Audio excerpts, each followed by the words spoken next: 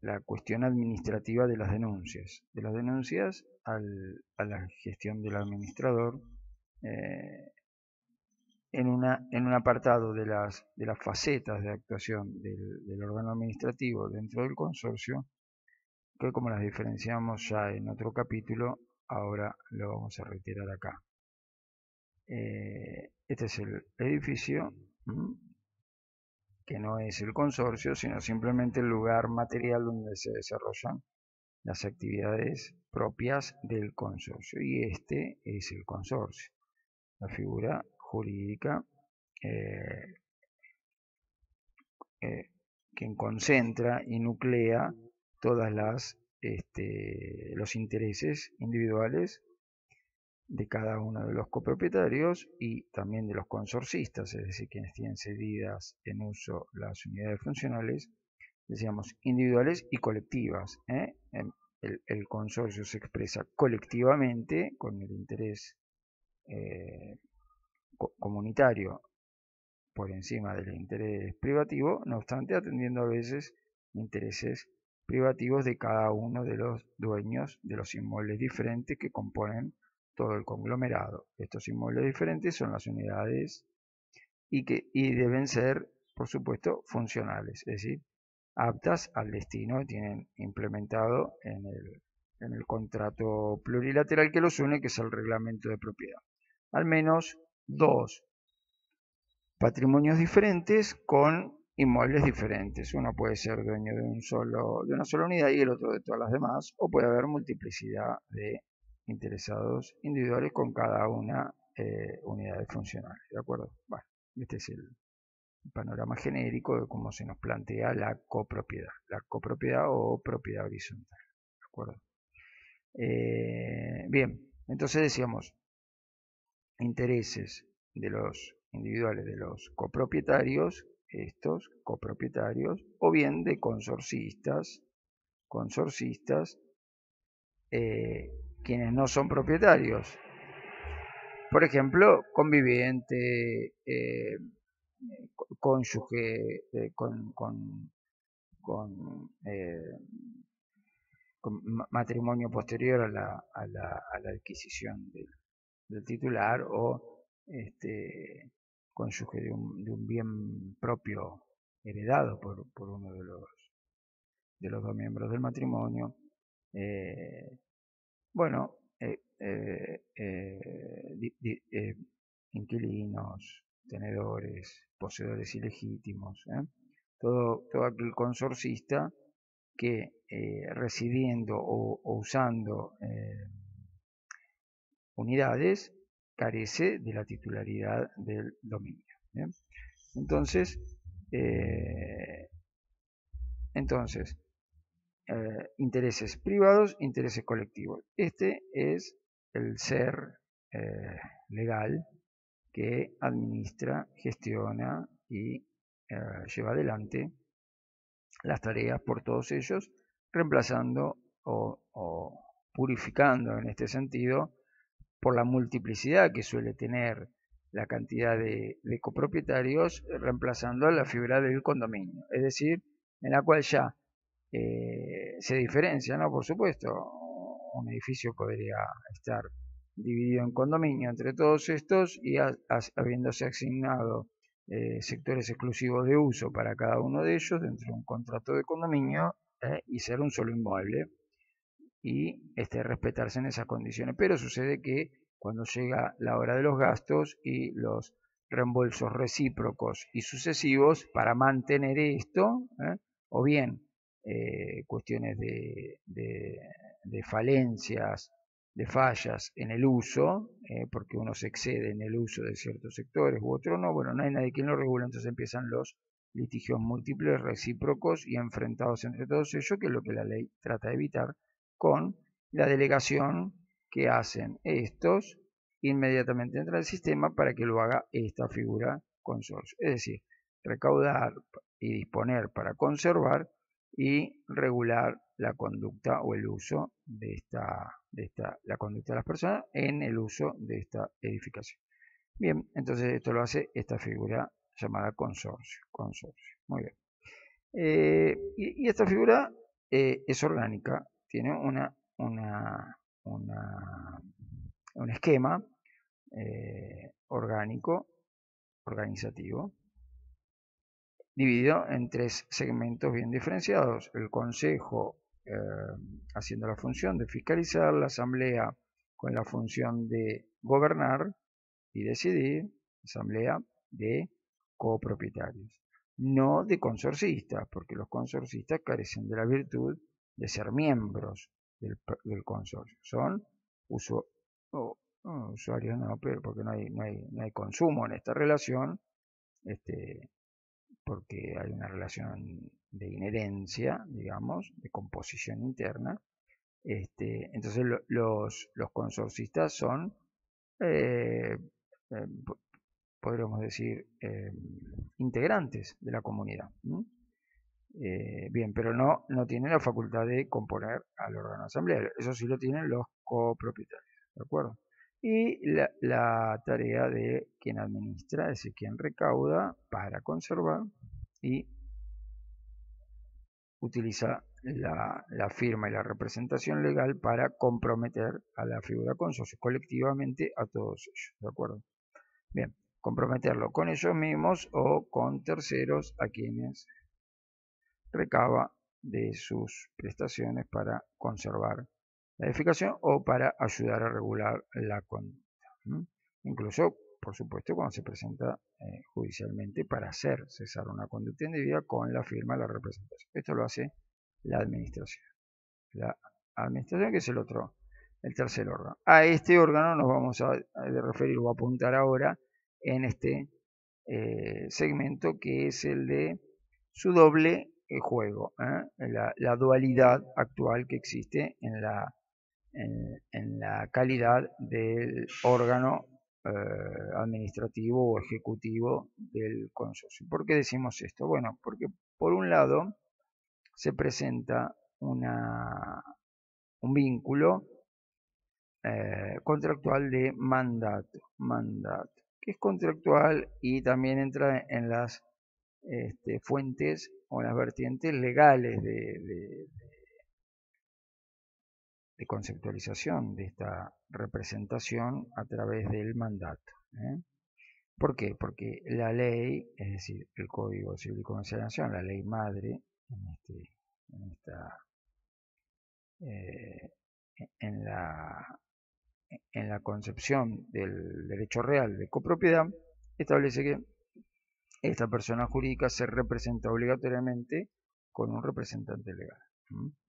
Entonces, ahí caben entonces las facetas de la representación 358 y siguientes del Código Civil y Comercial, con sus correspondientes características de competencia de aptitud y competencia para comprometer a durante el ejercicio de su función en actos jurídicos, y bueno, y todos los otros anexos aledaños o adicionales que conllevan al cumplimiento de esa representación legal. Luego, el mandato como contrato genérico, particularizado en el 1319 y siguientes al 1331 del Código Civil y Comercial de la Nación, y posteriormente este contrato en particular, en especial con las normas primarias que hacen a este vínculo jurídico, el 2065 y al 2067, que son específicos sobre las tareas, deberes y derechos que la ley impone al administrador de consorcio. Todo para signar, para reflejar o puntualizar las obligaciones que surgen de este vínculo de mandato entre esta persona, que puede ser física, normalmente lo es, o jurídica, puede ser una SA, puede ser una SRL, en su caso no varía, ellos nombran gestores que los pueden ir variando de acuerdo a su organización interna, basta que esté volcado correspondientemente en la designación pertinente entre esta persona y esta personal. No entre el mandato, no entre el mandatario y cada uno de los integrantes del consorcio. Entonces acá no hay vínculo, está cortado. Acá no existe vínculo. Bien. Después veremos si existe posibilidad de hacer un puente ahí para saltar este vínculo en lo que se denominaría una de las formas de revocación del mandato a través de la remoción por acción judicial de un copropietario frente a esta figura, saltando la generalidad o la colectividad. Eso está visto en el capítulo de remoción de administración. Acá vamos a decir simplemente que no existe vínculo entre el mandatario en la figura del mandatario, lo que hace u omite por nombre, cuenta y orden de esta persona, no existe ese vínculo para ser reprochado ni exigido por estos individualmente, sino que ellos le deben exigir al consorcio y el consorcio resolver en consecuencia por asamblea, librar la orden a la administración y ahí llega la vinculación correspondiente a través del mandato, porque el que ordena es este. Bien. Y entonces, además del mandato legal, de representación legal, el mandato como contrato particularmente legislado por el Código y específicamente el mandato de administración del consorcio, se suma a esto como en prelación jerárquica inferior el reglamento de propiedad, el reglamento de propiedad. Propiedad. ¿Por qué inferior cuando en principio una ley particular debería primar sobre una ley general? Es decir, esta rige para todos los consorcios del país y el reglamento es específico de cada consorcio, para cada edificio. Bueno, porque si normalmente la prelación es inversa, la especial y privativa es superior a la general, salvo en lo que y esta le sirve de complemento o de supletoriedad para lo no previsto acá, bueno, salvo eso se reinvierte y vuelve a esta posición cuando estas son normas imperativas, es decir, que no se pueden consensuar entre las partes en un contrato. Entonces, como el derecho real de propiedad horizontal entra dentro de la figura de los derechos reales, contemplada por el 1882 y fundamentalmente el 84, estableciendo una estructura jurídica, es decir, un andamiaje jurídico con elementos y contenidos inalterables por los afectados. Eso se denomina normas imperativas o de orden público. Entonces ahí priman estas, y luego estas le sirven de complemento o de supletoriedad para cuando estas remiten a esto o cuando estas no predisponen nada y el reglamento sí, entonces complementan al código porque extienden la implementación de una interpretación jurídica o bien la suplen cuando nada dice al respecto. Bueno, eso sucede y bastante. Y además del reglamento de propiedad, las actas asamblearias, por supuesto, que son normativa interna, más específica aún que el reglamento porque estas son contemporáneas, son coyunturales a la situación necesitada de resolución. Contemporáneas. Bien, y esta es la característica, ¿no? Se van haciendo a medida que se necesita.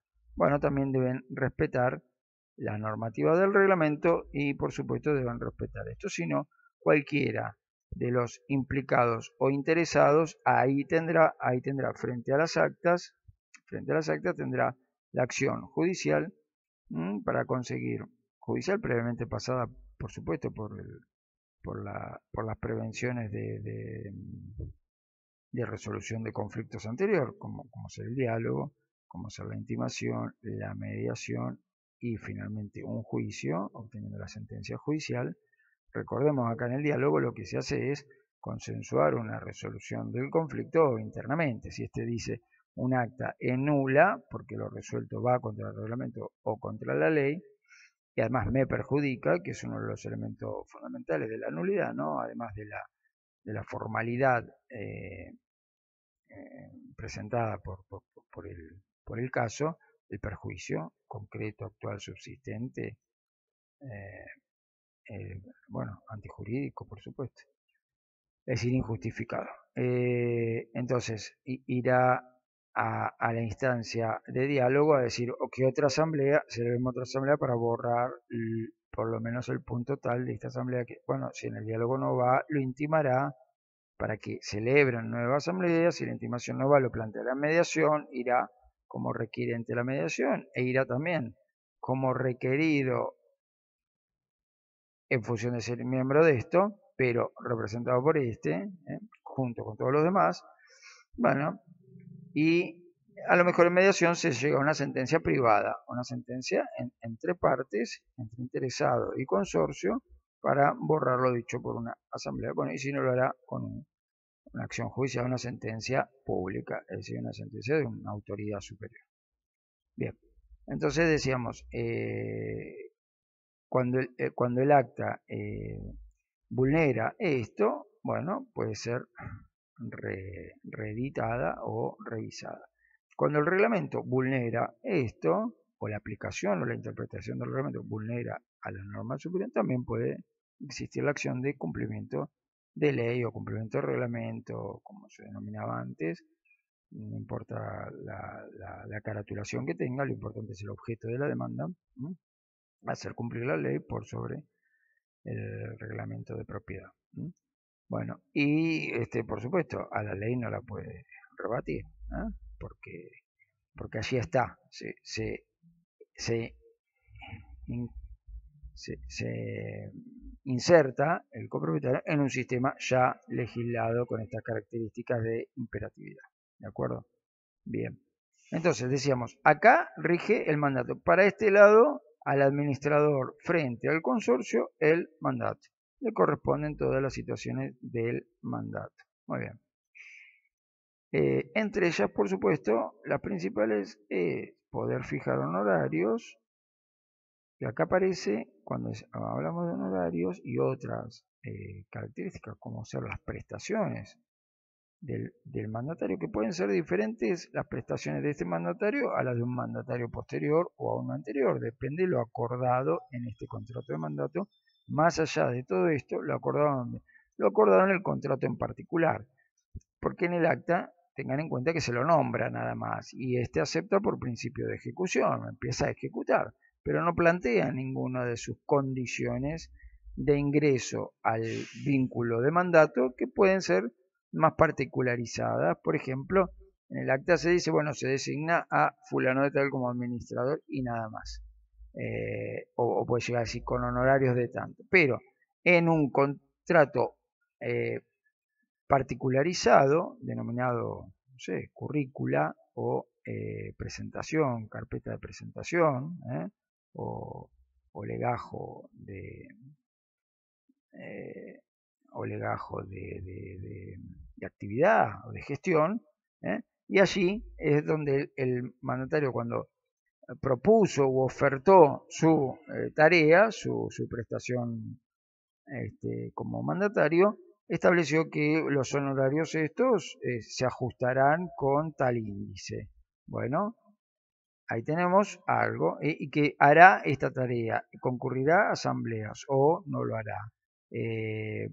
Tendrá un supervisor de obra predispuesto dentro de los cánones del honorario, o verificará instalaciones los días tal y tal en el horario de tal y tal, o atenderá a los copropietarios de este consorcio y para este edificio los días tal y tal en el horario de tal y tal, o se tomará vacaciones de tal, bueno, y en su caso habrá una vacancia intermitente, bueno, todas estas condiciones que siguen complementando o suplementando, bien, conforman también parte de esta vinculación. Ahora, ¿dónde se vuelca esto? Si se vuelca en el acta, porque este es previsor y lo hace volcar en el acta, dice conforme presentación o oferta de fecha tal, que se archiva, que se adjunta, bueno, listo, quedará impreso en el acta de designación. Y si no, bueno, lo hará o no valer a través de algún mecanismo de notificación personal, si no refutada por una asamblea, quedará como una normativa más aplicable al vínculo bilateral entre y ¿eh? Entonces, mandato, honorarios, prestaciones, bueno, tareas, horarios, etcétera, y fundamentalmente la obligación de rendir cuentas, la obligación de rendir cuentas cuando corresponde, cuando establece el reglamento, porque todo esto también le va, una vez que ingresa, por supuesto que todo esto le afecta, y el reglamento le es un contrato, para él también es un contrato que acepta, porque acá en el reglamento se fijan tareas para el órgano administrativo. Como fija la situación orgánica de asambleas, consejos y administradores, fija ya tareas acá. Acá hay tareas fijadas, deberes u obligaciones, acá también. Acá pueden estar o no, y incluso se pueden complementar o no por esta currícula particular de presentación o de oferta de su trabajo. Bueno, mandato, de acá para acá, mandato, quiere decir entre y este. Ahí lo vemos en el capítulo de remoción de administrador, cómo funciona esto. Ahora bien, la dualidad del administrador, del administrador, ya no como órgano, sino ahora como poniendo el foco en específicamente y puntualmente, en esta figura como prestador de servicios autorizado por el gobierno local para realizar esa tarea específicamente, es decir, la gestión de administración consorcial. Bueno, eso es una actividad reglada, reglamentada, habilitada, controlada y sancionada por organismos gubernamentales jurisdiccionales del ejido correspondiente. En este caso, la Ciudad de Buenos Aires, y ahí se presenta la dualidad, porque ahí el vínculo no es en principio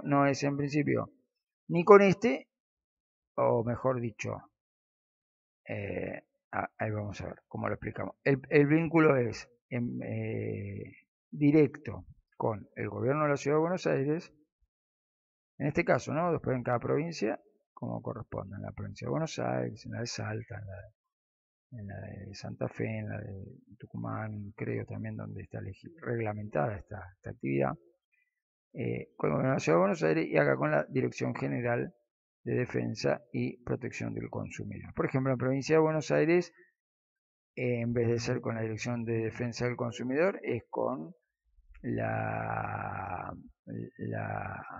Dirección de Personería Jurídica, que es otro ministerio y otra departamental. Bueno, acá es la Dirección de Defensa al Consumidor. Y debajo de la Dirección de Defensa al Consumidor funciona esta agencia, digamos, gubernamental de registro público de administradores. Es decir, el gobierno exige para realizar esta tarea de administrar consorcios una matriculación, un cumplimiento de reglamentación, y tiene un poder sancionatorio sobre esta actividad, como lo hace sobre otras actividades profesionales no colegiadas. Quiere decir, se reserva el Estado la regulación cuando no la ha cedido a agrupaciones específicas de cada profesión que reglamentan y regulan internamente, es decir, confluida por ellos mismos, la actividad. Por ejemplo, son la de los profesionales llamados liberales, aquellos profesionales que cursan toda una capacitación técnica, se puede decir dogmática y pedagógica también, en las universidades o en las tecnicaturas terciarias y se constituyen en profesionales liberales, abogados, contadores, ingenieros, y tienen una colegiatura propia de su misma raigambre y tienen allí un órgano disciplinario, fundamentalmente, que entonces rige este contralor que para quienes no son colegiados los efectúa el gobierno, ¿no? Esto está previsto acá en la Ciudad de Buenos Aires en el artículo 80 de la Constitución de la Ciudad Autónoma de Buenos Aires.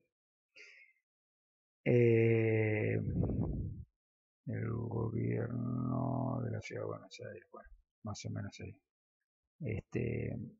Bien, entonces, la dualidad, ¿por qué? Porque acá lo reglamenta la actividad y la controla. Y además lo hace bajo las características de ser una relación de consumo. Entonces, tanto para el administrador como para el ex administrador, mientras tiene todavía la obligación de rendir cuentas finales o de reintegrar documentación que tiene bajo su poder, que pertenece a en función del vínculo de mandato, mientras está ligado todavía, no se ha desligado completamente de las obligaciones posteriores a la extinción del vínculo, para ambos rige una relación de consumo, así lo plantea la legislatura local, en este caso la ley 941 del gobierno de la Ciudad de Buenos Aires. Acá lo escribimos bien. 941 que fue modificada, esta es del 2002, y fue modificada en el 2009 en el 3254, creo que era el número, bueno, fue modificada en el 2010 y en el 2017. Bien. ¿Y qué más? Allí se establece una relación de consumo, en los considerandos de la ley, sobre todo la 3254 del 2009, específicamente establece este vínculo de consumo. ¿Entre quién? Entre y el consorcio. Entre y el consorcio. Entonces, el consorcio es consumidor de la tarea del administrador, pero el consorcio es consumidor de la tarea del administrador entonces como colectividad, pero eso lo trasladamos acá. Entonces se convierte en un mandato, con características de consumo, en las cuales existe asimetría entre los prestadores y el Estado ayudará al desprotegido o al menos avesado, y lo conceptualizará en su momento de estudiarlo sobre su interpretación contractual con las características del mandato de un contrato de consumo, ligando un prestador de servicios y un consumidor. A través de este vínculo. Por ejemplo, cuando tiene que analizar la efectividad de la rendición de cuentas y tutelar al desprotegido. ¿Por qué? Porque acá el consorcio no va a la situación del gobierno a denunciar, que acá la característica es la denuncia del incumplimiento o de la infracción a la regulación o la reglamentación. Acá volvemos a hacer este quiebre que hacemos siempre de legalidad y regularidad. Legalidad es el mandato y este vínculo bilateral civil entre el mandatario y el consorcio, y la regularidad, que es esta reglamentación de la actividad regularizada o reglamentada, regularidad con el Estado, donde ya nada tiene que ver quienes están afectados, nada tienen que hacer, sino simplemente la denuncia. Y allí se termina su actividad, porque todo lo demás es fiscal, pertenece a órbita estatal. Entonces lo lleva adelante o no el Estado, si le parece o no. Entonces la actividad se termina, concluye acá, con la denuncia. ¿La denuncia de quién? Del consorcio no puede ser, porque el consorcio actúa a través de su representante legal, que es el mismo que está o que estuvo. El que estuvo ya no lo es. La pregunta es, ¿el consorcio puede denunciar como consumidor al organismo estatal la infracción a la regularidad de la actividad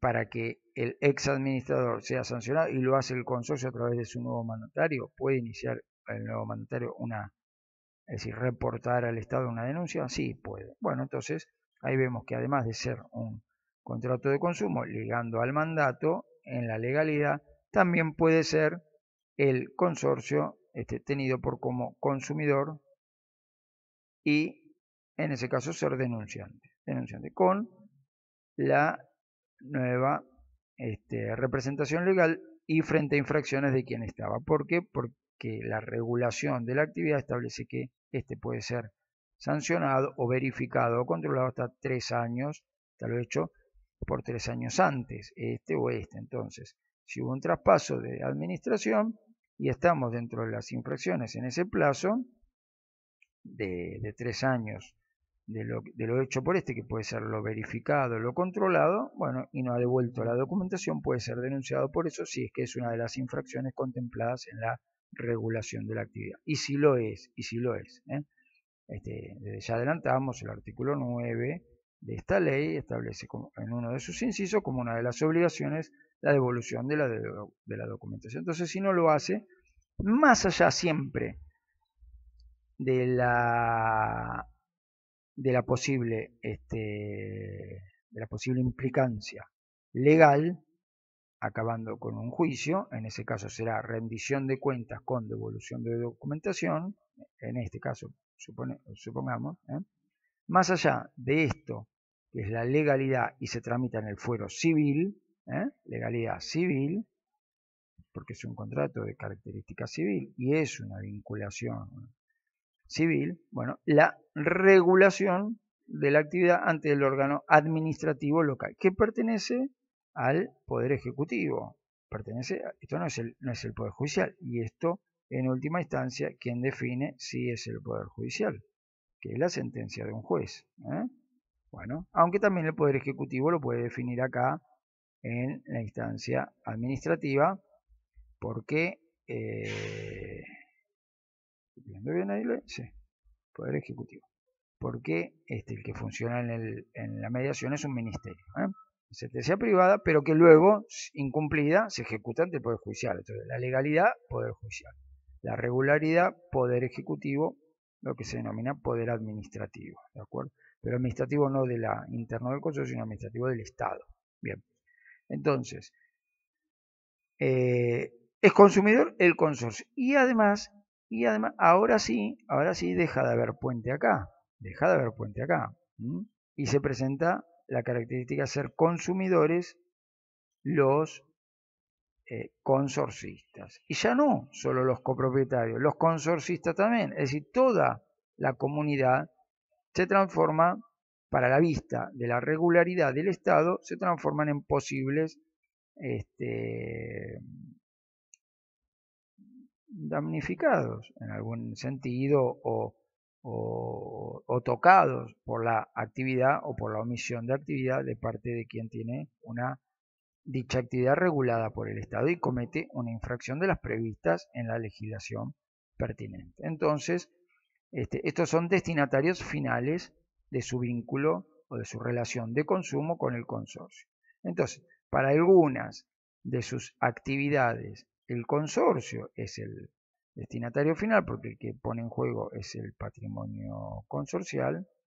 Supongamos, devolución de la documentación consorcial. Artículo 9, inciso, bueno, creo que es el K, me parece. Bueno, se verificará, pero no importa eso. Devolución de la documentación consorcial. El afectado, por supuesto, que no es destinatario final de esa actividad de consumo, porque no es documentación de él, es del consorcio, el asedio al consorcio. Entonces tendrá el legitimado será este, quizá para denunciar esa actividad incumplida o esa infracción. Y en cambio, si es trato indigno porque fue destratado o hostigado a través de manifestaciones divulgadas por el administrador frente a una de las personas, no solo titular de dominio de una unidad, sino componente de la comunidad consorcial. ¿O por qué? O porque un consorcista, un inquilino, pidió acceso a la documentación, acceso a la información del consorcio. Bueno, está contemplada artículo 9, inciso F. Entonces, no cumple, bien, tiene ahí la legitimación para realizar la denuncia o el reporte al Estado para la infracción. Bueno, esto el Estado en principio no lo ve, no analiza quién fue el destinatario final, si fue el consorcio o fue el Estado en su sumario administrativo ante la denuncia de cualquiera del nuevo administrador frente a anteriores. Por supuesto, el nuevo no se denuncia a sí mismo porque sean incongruencia de intereses enfrentados por la misma persona, o del consorcista sin titularidad de dominio o del copropietario con titularidad de dominio, analiza la denuncia simplemente y la lleva adelante o no. Esto quiere decir, ¿por qué decíamos que la actividad de él? Y bueno, porque funciona como en el derecho penal. Uno ve un delito y lo denuncia al Estado. Luego el Estado lo sigue adelante si le parece o no. Ya queda fuera del ámbito de legitimación de uno instarlo o impulsarlo. Bueno, salvo extremados casos en los que hay querella, porque hay un acompañamiento, una legitimación que está autorizada por el Estado. Bueno, y acá se puede presentar el daño directo, que está previsto en la Ley de Defensa del Consumidor, la 24240, que rige todo esto. Está la ley nacional, volvemos a esto de la jerarquía de normas, está la ley nacional y luego tenemos una ley local que en este caso de la Ciudad de Buenos Aires, la 757, que regula el proceso de consumo, con un decreto propio, creo que es 1510 me parece, si no me equivoco, una ley y una reglamentación interna de este estado, y luego la ley específica que hace al consumo de esta actividad. Se parece todo un poco a este nivel de jerarquía. Bueno, acá se prevé tanto el trato indigno en el 8 bis como el acceso a la información en el 4 de la 24240. Y bueno, estamos hablando del daño directo. Acá está previsto en el 40 bis, si no me equivoco.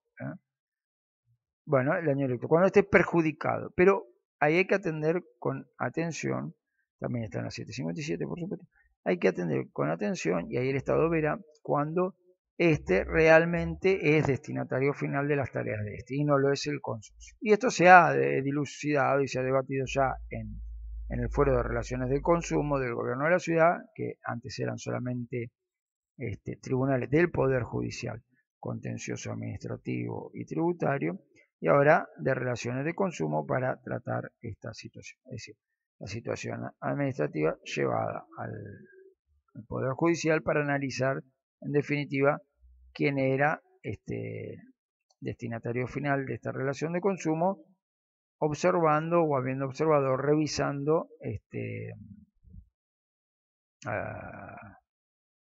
dictámenes o disposiciones de organismos administrativos del Poder Ejecutivo. Por ejemplo, cuando impone una sanción a través del Director General de Defensa del Consumidor, impone una sanción y puede ser rebatida por el afectado en la instancia judicial con la apelación directa de eso y analiza el Poder Judicial allí bien, con mayor especificidad de esto que estamos hablando, viendo este quiebre y viendo este destino final de actividades, quién es el realmente afectado y si existe o no un daño directo al patrimonio o a la integridad psicofísica de por la actividad de consumo en la cual el destinatario final producida por este. Y ahí se borra este puente del mandato que solo liga al administrador y al exadministrador con el consorcio.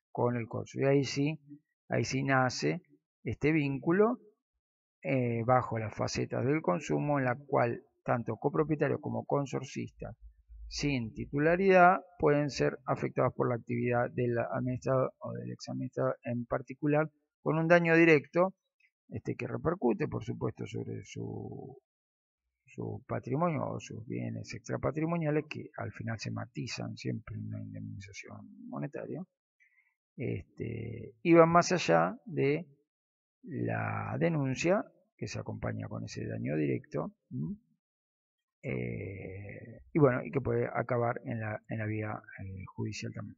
Bueno, y decíamos, la denuncia de uno o de otro lado casi siempre es del consorcista o del copropietario, y acá acaba. ¿Qué queremos decir que acá acaba? El Estado la sigue adelante si le parece o no, si la considera que lo denunciado pertenece a las infracciones contempladas en la ley, porque si no son las infracciones contempladas en la ley, no les debe dar tramitación, ¿de acuerdo?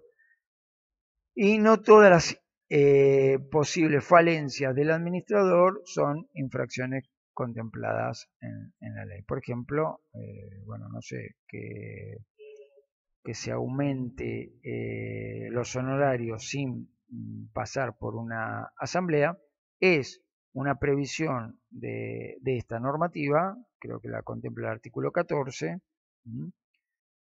que establece que como proveedor de este servicio, regulado por el Estado, debe, para aumentar sus honorarios, para aumentar o tratar, a veces puede llegar a ser disminuir también, ¿no? Pero bueno, para tratar sus honorarios debe pasar por una manifestación colectiva de asamblea, y si no lo hace, nada, porque no constituye una infracción.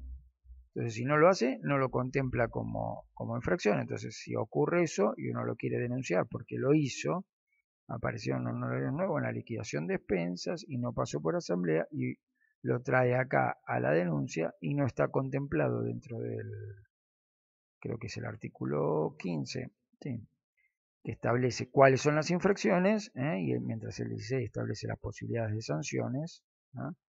Bueno, si no está contemplada en el 15 y esta no está contemplada, bueno, entonces no es una infracción denunciable. Bueno, entonces, ¿cómo tendrá que hacer? Vulneró el contrato, pero no es denunciable, es decir, no lo trata porque no está contemplada. Eso, cuidado, está como infracción en la propia ley, pero no está contemplada como una posible sanción, lo cual es un poco contradictorio, pero bueno, lo mismo el artículo 13 que establece el plazo. Acá establece el plazo anual para la actividad una vez designado en el cargo. ¿Y qué pasa si la vulnera? Es decir, si sigue con un plazo caduco, bueno, tampoco está contemplado como infracción. Entonces, ir a decir que el administrador continúa siendo administrador sin haberse renovado en el cargo no es tomado como un fundamento válido para organizar un sumario administrativo para contemplar o debatir con el imputado, en su caso, y ni para sancionar, ¿no? Bueno, entonces hay que fijarse bien cuáles son las sanciones, cuáles son las infracciones contempladas en el artículo 15, para saber cuáles pueden ser denunciadas o no. Y luego, si se acompañan o no con daño directo, con afectación patrimonial o extrapatrimonial en damnificado por esa actividad. Bien, ¿y cómo es el procedimiento? Bueno, el procedimiento es que el Estado toma la denuncia, un formulario, hoy se hace todo vía digital, por internet, toma el formulario y lo analiza y compone o no un sumario. Dice, no son infracciones, o son infracciones pero no las contempla la sanción, con lo cual no tiene sentido tramitarla. Bueno, y organiza el sumario. Si lo son, organiza el sumario, le hace saber a que tiene una denuncia y que van a concurrir ambos, que prevé una instancia de conciliación previo a lo que es la conformación de una imputación que luego lleva al procedimiento del sumario. Entonces, previo al sumario, ¿qué hace? toma la denuncia y los cita a una etapa de conciliación. Una conciliación preliminar para saber si puede evitarse tanto el Estado como evitarle a las partes, sobre todo a este, ¿no? Porque este ya deja de ser parte, nunca es parte, simplemente es un denunciante, pero le permite a este, que es el que se sintió afectado de alguna manera o que observó o advirtió esa infracción y ayuda al Estado a corregir la actividad, porque en definitiva lo que hace un denunciante es eso. Lo que hace un denunciante no es algo temerario y maligno, salvo que también está contemplado, por supuesto, en la ley de defensa del consumidor, la denuncia temeraria o maligna, y tiene su correspondiente también sanción. Cuando la denuncia es inventada, fraguada, fraudulenta, y eso se puede demostrar, será sancionado por el Estado. Pero en el normal de los casos, denuncia y el Estado toma la denuncia y si ve que existe una de las infracciones y que es sancionable, les permite a ambos, a denunciante y a denunciado, hasta ahora denunciante y denunciado, sin ser todavía quien el Estado y el encartado o imputado, sin serlo todavía, les permitirá una conciliación frente a un funcionario del gobierno en una de las 15 comunas del gobierno de la ciudad donde se inició la denuncia, presentarse a un funcionario y decir, bueno, yo lo que quería, de mi parte, lo pretendido era que se adecuara a esto y dejara de infraccionar en esto. Y dirá ahí en una conciliación, ¿no? Vía digital, decirle, bueno, está bien, deshaga la denuncia, que voy a cumplir, y cumple, por supuesto, porque si no cumple, la denuncia se reactiva y ya no es verificable si hubo una infracción, sino que directamente es sancionable porque había un acuerdo, un pacto. Funciona un poco como esto, como mediar y hacer una pequeña sentencia privada o una previsora sentencia privada o anticipatoria sentencia privada y luego el incumplimiento no lleva a un juicio, lleva directamente a la etapa de ejecución de sentencia, como si hubiese tenido efectivamente y se ahorra todo el paso de proceso y pasa a ejecución de la sentencia. Ya hubo una sentencia, listo. El Poder Judicial sirve para requerir a la fuerza pública el cumplimiento forzado de eso pactado. Y esto funciona de la misma manera. Cuando hay acuerdo de conciliación y lo incumple, bueno, directamente viene la sanción administrativa. Ya no hay necesidad de sumario. Bien. Ahora, en el común de los casos, esta conciliación sirve para que retrotraiga, revea, repare, rehaga sus inactividades y recomponga esa infracción y la remedie de alguna manera. Entonces la denuncia cae. Se llega a un acuerdo conciliatorio y se cumple y cae la denuncia y se termina ahí este procedimiento y no existe sumario. No existe sumario con imputación o encartación de como imputado pasible de ser sancionado. Para eso sí. Ahora bien, en la práctica, en realidad, esto funciona casi.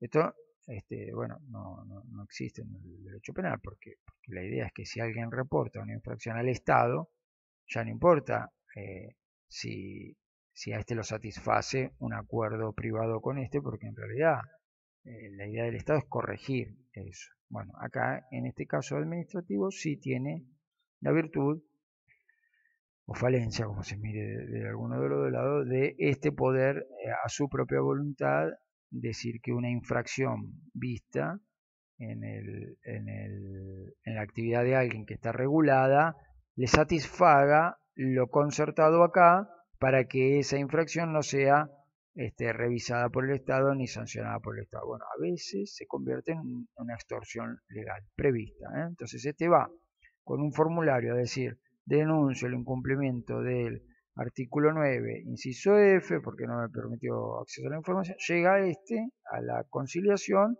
y frente al funcionario le dice, bueno, en realidad lo que quiero es la reparación de mi unidad, también. No solo el acceso a la información, quiero que me repare mi unidad que está, pero eso pertenece a la legalidad, pertenece a la vinculación entre el copropietario y el consorcio, en la cual el consorcio estipula jerarquía de trabajos o no, y luego reclama, que nada tiene que ver con el órgano administrativo o ejecutivo del consorcio. Entonces lo trae acá como una suerte de evitar su vínculo de legalidad con el consorcio y pone en aprietos al administrador por su gestión, diciéndole una de sus obligaciones, artículo 9, inciso B, creo es, sí, B me parece, de mantener las partes comunes, es su obligación mantener las partes comunes, porque así lo establece esta ley, y a mí no me importa si cuenta o no con fondos, si la asamblea le dijo que acá en esta instancia es o si me lo repara o va a sanción. Bueno, funciona de esta manera, y en ese caso estando prevista la infracción, cuidado, en ese caso estando prevista la infracción. Entonces ahí no funciona como una extorsión legal. Ahora, por ejemplo, si lo que pide acá en el acuerdo es, bueno, lo que yo quiero es que usted renuncie, pero acá vemos infracciones, no vemos mi vínculo con el consorcio de renuncia. Bueno, pero si usted no renuncia, yo no freno, no descompongo, no desarmo la denuncia y pido que se pase a sumario de actuación del Departamento Legal de Defensa del Consumidor. Y usted va a ser posiblemente sancionado a menos que renuncie. Pero esto no tiene nada que ver con lo denunciable. Bueno, pero así funciona. Si se satisface con el convenio, con el acuerdo, y dice, bueno, un momento, renuncio, está bien. Frene todas las infracciones, pero entonces no lo ayudó al Estado, ni el Estado cumplió su fe. Pero así funciona. Si pide la renuncia y renuncia y llegan al acuerdo que el administrador renuncia al cargo y se satisface con ese acuerdo, bueno, tiene la posibilidad de acabar con una denuncia y dejar de ayudar al Estado a corregir la actividad de algo que no era sancionable. Bueno, así funciona. Tiene esos vericuetos y a veces es utilizado en ese sentido, disparmente a lo previsto por la ley, pero así funciona. Porque está en manos todavía acá, en la etapa de conciliación, se agrega a la denuncia una etapa de conciliación en la cual está todavía en manos del copropietario y del consorcista incluso, del inquilino, supongamos,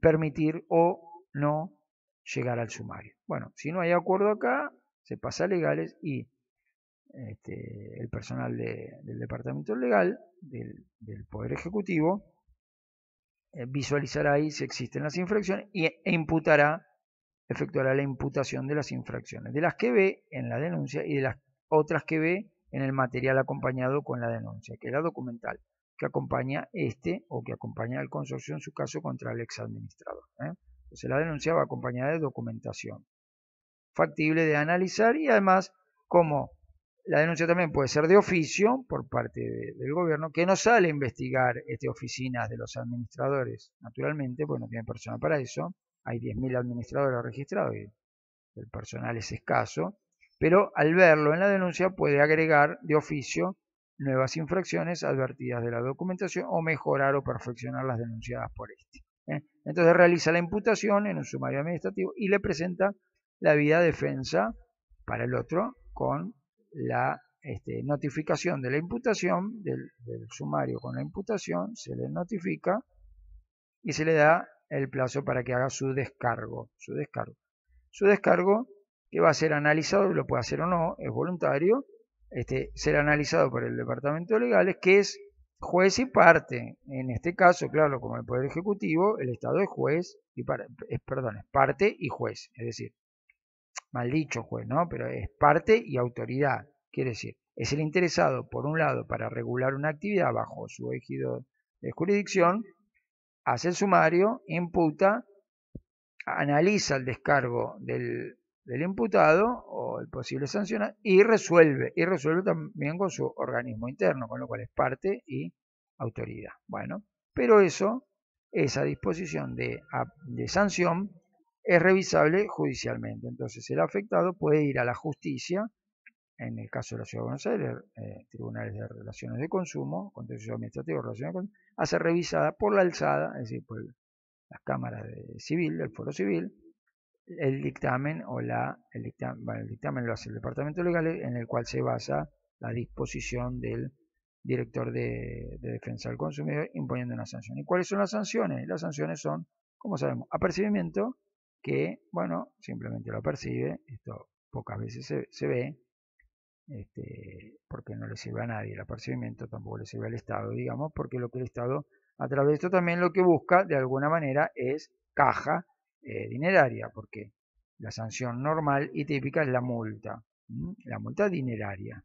Entonces el administrador, por incumplir su regulación de la actividad, más allá de que en el contrato de mandato esté perfectamente aceptada su rendición de cuenta y todo el mundo lo renueve en el cargo y diga que es perfecto, incluso el mismo denunciante. Acá apruebe la rendición de cuenta, vote por su renovación en el cargo, esté todo perfecto. Esto es la vía civil legal, en el cual el vínculo es con el consorcio, no con estos integrantes de la comunidad consorcio. Y esto es otra cosa, integrantes o consorcio denunciando al Estado, que es parte, y lleva adelante un sumario administrativo. Y allí impone una multa, que por supuesto su producido es para el Estado, no es ni para las partes, ni para los integrantes de la comunidad, ni para el consorcio, es para el Estado. Con lo cual, si lo que buscaba, por ejemplo, es la denuncia por el 9B, que tiene su unidad funcional en condiciones de imperfección frente a la funcionalidad que tiene que tener, y busca que se la mande a rehacer porque es su obligación o su deber hacerlo en virtud de esta ley, de mantener las partes comunes en debida, correcta funcionalidad, y el Estado lleva adelante un sumario y en el descargo dice que no puede porque no cuenta con fondo, porque una asamblea le dijo que no, o porque bueno, o porque es el culpable, es el propio damnificado, es quien se generó el daño a sí mismo, o porque hubo un tercero por quien el consorcio no debe responder, o porque fue producido por hechos privativos, perdón, no solo por hechos, sino con su culpa, sino por sus bienes, es decir, por bienes privativos dentro de la unidad, quiere decir responsabilidad objetiva individual de por el riesgo vicio de sus propios elementos dentro de la unidad, con lo cual deslinda responsabilidad del consorcio por un caso fortuito, es decir, los mecanismos de exoneración consorcial ante la reparación de una unidad, por más que lo diga acá tiene las viseras, las orejeras, las anteojeras del caballo y sigue para adelante y no le importan ni las actuaciones judiciales ni las exoneraciones, ni las analiza, simplemente la formalidad o superficialidad de esto. No importa la verdad trascendental o sustancial, sino solamente la superficial o formal. No cumplió, está la unidad, me traen foto que la unidad está deshecha y jura que es la actualidad y no trae elementos para decir que lo arregló, no consensuó un acuerdo, listo, multa, multa para el Estado. Y repetitiva, esto se puede volver a denunciar, no por el mismo hecho, pero sí puede haber hechos sucesivos, por ejemplo el acceso a la información pedido una vez, sin cumplir en el plazo de 5 días, genera una multa, y vuelto a pedir al poco tiempo, inmediato como para iniciar otro sumario que no se una a genera otra multa, y vuelto a pedir, genera, bueno, así es el sistema de la dualidad en la cual se encuentra esta figura. Por eso cuando signamos al consorcio en sus relaciones y lo ponemos con situaciones de autoridad frente al Estado, la FIP, el Gobierno de la Ciudad, con el cumplimiento de la normativa edilicia al consorcio, y con el registro de propiedad de inmueble, con el GJ, o sus vinculaciones paritarias con expuestos, linderos, empleados, vecinos del entorno, de la cercanía, o sus relaciones de consumo, constructor, contratista, compañía de seguro, banco, ahí ponemos al administrador y al exadministrador. En consumo, por la regulación. Y en consumo luego no se verá si hay análisis jurídico del mandato. Eso es otra cosa, fuero civil, poder judicial, cuando activa el consorcio por alguno del cumplimiento del mandato, que no es lo que viene acá, que es regulación de la actividad y no legalidad del vínculo contractual. ¿Por qué? Porque esto en definitiva lo que genera es una multa, no genera la solución o resolución del conflicto. Si vamos acá pretendiendo que cuestionar la actividad del administrador, que no es acá, no es en la instancia civil del cumplimiento del mandato por parte del consorcio, por ejemplo, rendición de cuentas, devolución de documentación y de dinero que el administrador se llevó y no justificó, y esto es civil legal, del mandato, propio del mandato, lo pretendemos traer acá y decimos que incumplió la misma normativa prevista acá por el 2067, prevista acá por el artículo 9 de la ley 941, en definitiva termina una multa, pero no me termina devolviendo ni la documentación ni devolviendo el monto reclamado como perjuicio consorcial por la falta de rendición de cuentas o por la imperfecta rendición de cuentas. No me soluciona. Lo mismo que si va por la reparación de la unidad, cumplimiento del artículo 9, como decíamos recién, el Estado acá fija multa, pero no me soluciona la unidad funcional. La unidad funcional sigue estando deteriorada. Entonces tengo que ir acá, a la vía civil, a la legalidad, y ya no con el administrador, porque acá no la tengo, como vimos hay un puente, no hay un puente, perdón, hay un vacío, entonces voy contra el consorcio. Entonces, repáreme consorcio la unidad funcional, porque es uno de mis derechos, y no la busco por este lado, porque al final llego a una multa, que es para el Estado, y no llego a la reparación de la unidad, en definitiva. El Estado no procura la reparación de la unidad, porque no es su función, ¿de acuerdo? Ahora, si lo consigo en esta etapa de conciliación, para evitar entonces invierte dinero del consorcio, aunque no haya tenido orden o lo que fuere, para cumplir con eso y verse liberado de esta sanción posible, bueno, se obtiene a veces a través de este mecanismo. Bueno, esa es la dualidad en la cual se encuentra legalidad y regularidad con diferentes actores y protagonistas y con diferentes tipos de procesos, sucesos y secuencias y consecuencias de la actividad del administrador. Bueno, me quedaba algo más por decir, que es esto. El administrador, acá en el descargo, que es importante hacerlo, no todos los administradores lo hacen, en el descargo puede revertir este 9 inciso B, que es quizá el más importante, porque casi siempre es el que por el cual se insta esta denuncia, que es la falta de reparación de la unidad, que el copropietario no la ha sabido llevar a través de este mecanismo de legalidad y la lleva acá, como un manotazo ahogado, como se dice, para tratar de resolverlo en instancia administrativa, puede en el descargo presentar su exoneración al cumplimiento de esto. ¿Cómo? Porque en una asamblea, a través de lo contemplado por el artículo 9, inciso B, pero no de la ley 941, sino del decreto reglamentario 551 del 2010, que reglamenta la ley 941 del gobierno de la ciudad, prevé específicamente que si el administrador hace saber en acta de asamblea que hizo conocer, pidió el cumplimiento de la regulación de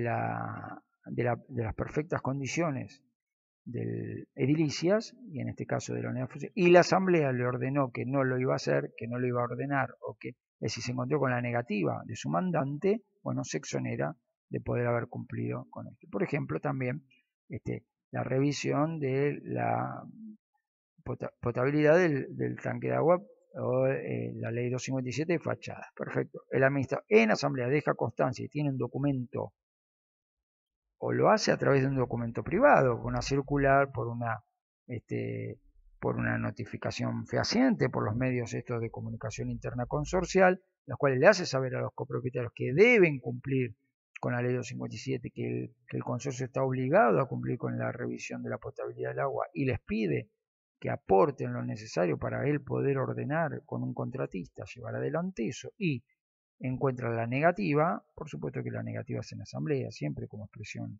colectiva, si no, no, es decir, cita asamblea, lo plantea y encuentra y plasma en ese acta o en otro documento que quiso cumplir con la ley y se encontró con la negativa de su mandante, bueno, lo pondrá en el descargo y allí será exonerado porque así lo prevé. Bueno, esto un poco de la famosa dualidad que existe hoy día y que genera tantas controversias entre la legalidad y la regularidad de la actividad del órgano y del prestador de servicios.